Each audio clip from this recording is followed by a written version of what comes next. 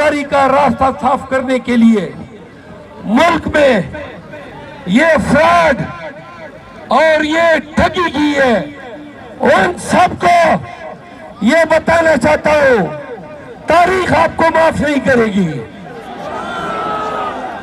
आप लानती और लईन हैं।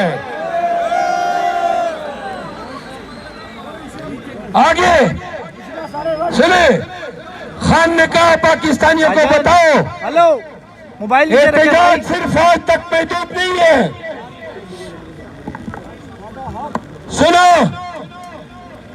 क्या आपका खान किसी दुनियावी मफाद के खातिर अदियाला जेल में मुकैयद है?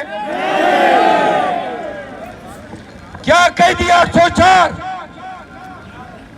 ने पाकिस्तान को शऊर नहीं दिया?